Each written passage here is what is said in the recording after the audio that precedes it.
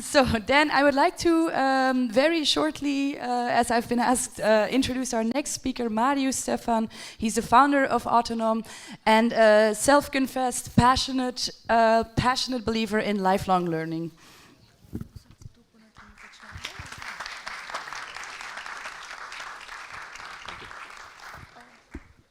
Thank you. So I was here since the beginning in this conference, and I like your low tolerance for bullshit. I don't know. It's no? Okay. A round of applause for you. No? Okay. So my team, I want to talk to you about trust and to share a few things from my experience, how we managed to build trust in our teams. And yesterday in Bucharest, I don't know if you've been yesterday in Bucharest. You most probably have been. It was a bad day for traffic. And so I spent hours in the car. But as any entrepreneur, I look at hardships of things that don't go well to see if there are any opportunities. And my opportunity for me was I was in the car together with my daughter. She's 8, and she started to ask me questions out of the blue. And one question she never asked me before. Yesterday was the first time. She asked me, "Daddy, how many jobs do you have?" And I was like, "Jobs? Yeah, like what do you do?" So I started actually to count, to explain how many projects, companies, boards, NGOs, and the answer, like 20 minutes later, was 8. I'm involved in 8 things. And she then asked me to rank them in terms of which ones do I love the most. Again, a tough question. And then, of course, like any 8 years old, she asked me why. And the answer I gave to her was a surprise to myself as well. So yesterday, what I shared with my daughter is when I shared which job, which thing do I love the most, and why is the reason for that? I shared that I love to do what I do because I get to engage people, And I looked at some data this morning for you. And are you familiar with employee engagement, with the term? What does it mean? It's like the people that work in your teams, or the people you work with, how much do they like what they do? Do they feel they belong there? Do they feel that their voice is heard? And stuff like that. And Gallup, one of the most famous companies, they do surveys and everything, they have been measuring employee engagement for 24 years. And not only in the US, but also globally. So if you just go on their website, you'll see what's the employee engagement rate for the US, globally, and also for regions. And you can find it for each country. Have any of you been to US? Traveled to US? Okay, so a fair amount of you. One question for you. When you interacted with people from the US, did you feel that they're engaged? And if there is, I don't know what the answer is, but if you have to guess, what is the level of engagement in the US? Employee engagement, all US, all workers, all industries, like in percentage. 60%, okay? Other answers, are any other? 70? 15? 50%, okay. So the answer has been pretty consistent for the last 24 years. It's between 30 and 35%. So it's not great. Globally, anyone dares to take a chance? Globally, it's 20%. So this statistically a little bit shocking to me because I'm thinking of all the others. So 80% of the global employees, they don't believe in what they do. They don't like it. And there is a part of these surveys when a proportion, and it's around 20%, is they are actively disengaged. So what does that mean? They tell to everyone else, don't come here. Don't do what I do.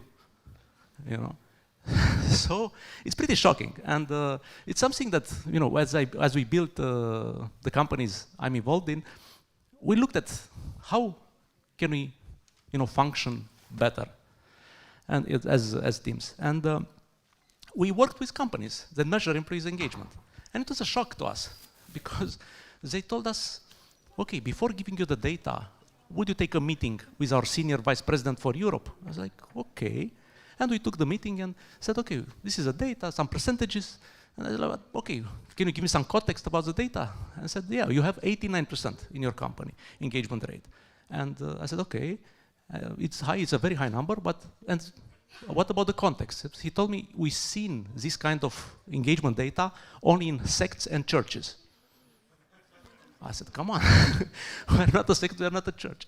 So what do? You know, what are the things we do? We employ more than 1,000 people in different businesses in Romania. So there are a few things. And I think the best framework I found in a book written after we started doing this by an American professor called Daniel Pink. And the book name is Drive. And the subtitle is What Really Motivates Us. And he talks only about 3 things. And ironically enough, the first thing he talks about is autonomy. You know, the name of my company. So what does he mean by that is, in order to have people who are motivated, you know, who are engaged in a team, they need autonomy. You know, and I think you can draw your own parallels to how a country functions or how an assembly functions. So you need autonomy. Yeah, you know, and the way we define autonomy, it's very easy. We define it as a combination of freedom, but also as responsibility. And responsibility in a business, it's systems. You know, what are the rules? What are the things that you need to do? What are the boundaries there? But in the same time, you can do whatever you want as long as we are aligned. You know, we know what our common interests are.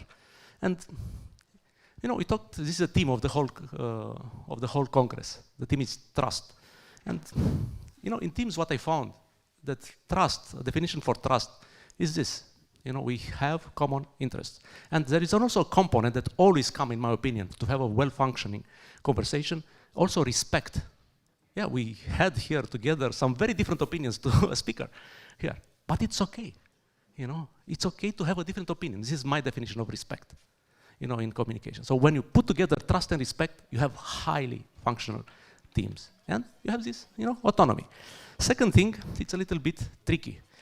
The way he defined it, Daniel Pink defined it as mastery. And mastery, he said, getting better at things. And not getting better, it's not learning something new, because we all learn something new during our day. But learn it on purpose. So learn it as a system. And to share a very small personal story, I was born in Piatra Neamț. Piatra Neamț is the northern part of Romania. And my mother ran an antiquaria. You know, in French, it's a second-hand bookstore. And during the communist times, they wanted to control the information, but controlling the sales of books. And okay, they could control whatever is printed, so no forbidden material was in new books, but what about old books? So old books, you could sell them in only one place per county. And my mother was a seller of that. She was the sole employee of this place. And I grew up, because we didn't have nannies or grandmothers, living with us. I grew up myself and my brother, he's 2 years younger, surrounded not only by books, but the people who loved books. So I developed this habit of, you know, reading all the time. And I read today more than 100 books every year since I was very little. And as an entrepreneur, you have a privilege. If you see that something that really works for you and you think it works for the people around you, you can implement that. So more than 10 years ago, in my companies, I said, okay, we put them in the working contract. And when they sign the employment contract, it's a performance indicator. Everyone in our companies need to read 1 book per month. It's mandatory. It's not an option. 1 book per month. You know, initially it was a revolution. You know, to read foreign concept. You know, why? We're not back in school anymore. But, you know, slowly, by personal example, by procedures, by IT systems following up, and so on and so forth, we managed to implement them. So now, the average number of books read per employee is more than 10 in Autonom. And I think this is one of the major factors that is driving our success. Reading, mastery. And the third one, and I want to close with this, I think it's the most powerful, and I think you are all represent, you know, very good examples of this theory. It's called purpose. And the purpose, the way he defines it, is not a goal. No. It's like what really drives you. Drives you, and not what you do in that company or in that team, and not you personally. No. What are things that are important to us as a society? What are the things that matter when we work in a team? Something that we want to change for the good around us. And again, a personal example, 12 years ago, until 12 years ago, whenever someone asked for my help, I would just look at the people, okay, are they good people? Is the project interesting? Do we have the resource to help? And the answer to all this was, yes, we would help that cause. But then I was a little uncomfortable with this, because it felt that I didn't have a real impact around me in how I was supporting different causes. So I set up a foundation called Autonom Foundation, and initially in the first year I didn't know what to do. I didn't know what are the causes, how should I proceed. So I had a little bit of soul searching, and together with the other people involved, and we discovered, okay, what really matters to us, it's education. So I said, okay, what we're going to do, we're going to do something in education. And then, again, I was not satisfied with the classic model of how NGOs work. So I looked all around the world, the globe. I read many biographies from philanthropers, and we came with a quite unique model of functioning as an NGO focused on education. And the way it works, and I think there are some parallels with direct democracy, with modern direct democracy, it's an extremely decentralized model. So let me share how this works. Most of the projects we do are in our communities. We have more than 50 agencies all over Romania. So in order for a project to be supported by Autonom Foundation, it needs to be a team of minimum 3 people, and they need to choose democratically between 3 projects. And after the vote, it's final. That's it. There's nothing more to be done. There's no other committee, some budget allocation, whatever. No, they know what's the upper limit for the project, what kind of projects they can do, and that's it. If they found locally a project that works for them, and they agree between themselves, it's done. So it's a highly, highly functioning organism. We started in the first few years, we did, 10, 20 projects. Last year, we did 250 projects. All the projects initiated by our colleagues. We are supporting schools, we are giving scholarships to children, we are bringing them to shows, to whatever. There are so many things. Usually we solve problems that no one else can solve. So this is just an example of looking at some other concepts like direct democracy.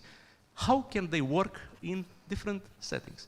So my parting thoughts to you is, okay, I shared about some practices, some things that work for us in increasing employee engagement and engagement in teams.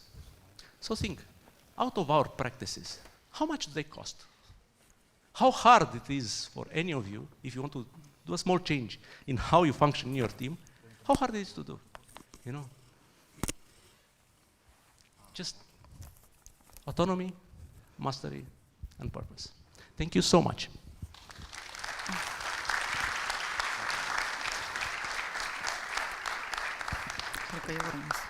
Thank you. Atât? Vrei să- ok?